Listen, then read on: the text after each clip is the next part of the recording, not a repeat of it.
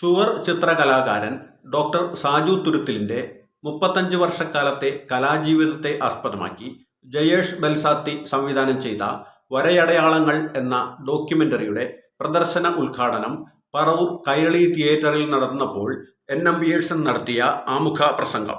സാജു തുരുത്തിൽ വളരെ വിസ്മയകരമായ രീതിയിൽ തൻ്റെ ജീവിതത്തെ വളർത്തുകയും വികസിപ്പിക്കുകയും നമുക്ക് അഭിമാനാർഹമായിട്ടുള്ള രീതിയിൽ മാറിത്തീരുകയും ചെയ്തു എന്നുള്ളത് എന്നെയും നിങ്ങളെയും വളരെ ആഹ്ലാദിപ്പിക്കുന്നൊരു കാര്യമാണ്. സാജു തുരുത്തിലിൻ്റെ ആദ്യത്തെ എക്സിബിഷൻ ലക്ഷ്മി കോളേജിലായിരുന്നു. അന്ന് അങ്ങനെ എക്സിബിഷനെക്കുറിച്ച് ചിന്തിക്കാൻ പറ്റാത്ത തരത്തിൽ നിന്നിരുന്ന ഒരു വ്യക്തിയും അദ്ദേഹത്തിൻ്റെ പരിസരവും ലക്ഷ്മി കോളേജിലുണ്ടായിരുന്ന ഒരു സാംസ്കാരിക കൂട്ടായ്മയുടെ ഫലമായിട്ട് ആദ്യമായിട്ട് സമൂഹത്തിന് മുന്നിൽ എക്സ്പോസ് ചെയ്യപ്പെടുകയാണ്. അന്ന് പക്ഷേ ഇത്രമാത്രം കഴിവുകൾ അദ്ദേഹത്തിനുണ്ടായിരുന്നു എന്ന് ഞങ്ങൾക്കാർക്കും അറിയാൻ കഴിഞ്ഞിരുന്നു. വിജയകുമാർ മേനോൻ എന്ന വളരെ പ്രശസ്തനായ കേരളത്തിൻ്റെ ചരിത്രകല അധ്യാപകൻ എന്ന് പറഞ്ഞാൽ അദ്ദേഹം ചരിത്രത്തിൻ്റെ പ്രത്യയശാസ്ത്രം വളരെ കൃത്യമായിട്ട് മനസ്സിലാക്കി അത് കേരളത്തെയും അതുപോലെ ലോകത്തെയും പഠിപ്പിക്കുന്ന വ്യക്തിയായി. അദ്ദേഹമാണ് അന്ന് ആ ചിത്രകലാ പ്രദർശനം ഉദ്ഘാടനം ചെയ്തത്. പിന്നീട് സാജു വളരുകയായി.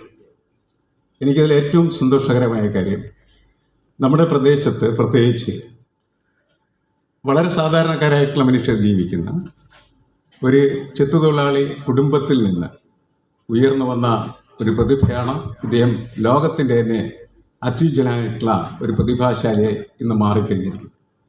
അത് സമ്പൂർണ്ണമായിട്ടുള്ള രീതിയിലല്ലെങ്കിലും ഏതാണ്ട് ഏറെ പ്രതിഫലിപ്പിക്കാൻ കഴിയുന്ന തരത്തിലുള്ള ഒരു ഡോക്യുമെൻ്ററിയാണ് ഇപ്പോൾ നമ്മൾ കാണാനായിട്ട് പോകുന്നത്.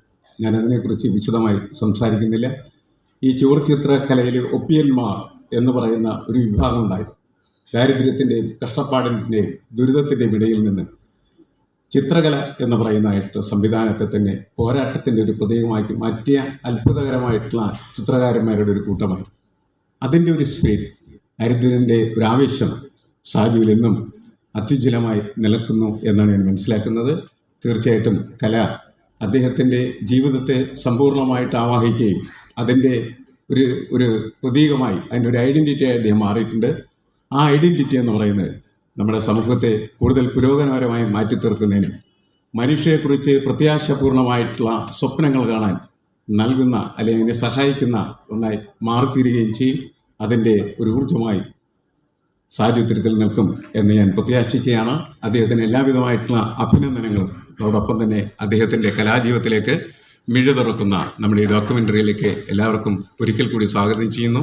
ഇപ്പോൾ നിങ്ങൾ കണ്ടത് ഗോശ്രീ ന്യൂസുകൾ. ഈ ചാനൽ ഷെയർ ചെയ്യുക, സബ്സ്ക്രൈബ് ചെയ്യാൻ മറക്കരുത്. ഞങ്ങളുടെ ന്യൂസുകൾ എപ്പോഴും യൂട്യൂബിൽ വരുന്നുണ്ട്.